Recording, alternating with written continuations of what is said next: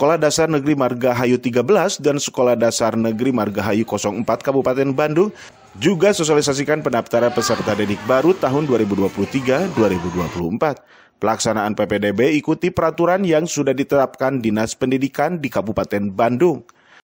Intinya menerima regulasi dari instruksi Dinas Pendidikan Kabupaten Bandung itu secara online. Dari manapun juga, dari sekolah manapun juga silahkan mendaftar ke SD Margahayu 13. Dan pada saat ini insya Allah pasti keterima kalau lewat online.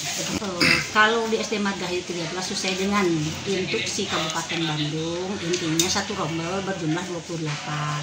Kalau memadai misalkan kelasnya ya lebih luas, intinya tetap 28, tinggal dikalikan ke banyaknya kelas.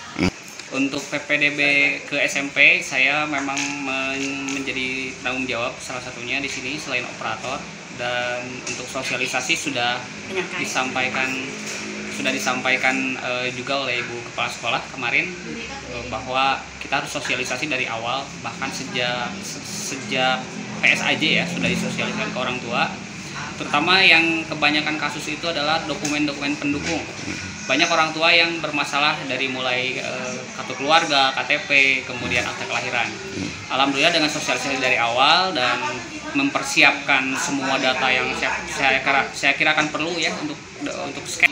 SD Margahayu 04 ini untuk PPDB ini mengikuti regulasi dari Dinas Pendidikan Kabupaten Bandung.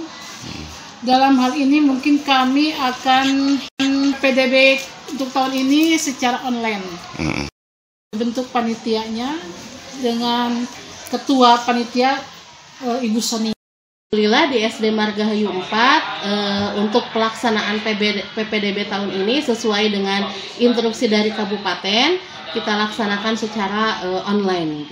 Adapun sosialisasi sudah mulai kita sosialisasikan ke orang tua, baik itu ke orang tua kelas atas mungkin yang punya adik, saudara, kerabat atau kolega, sudah kita informasikan untuk proses PPDB ini. Widya Heran mengabarkan, Hadas TV Kabupaten Bandung, Jawa Barat.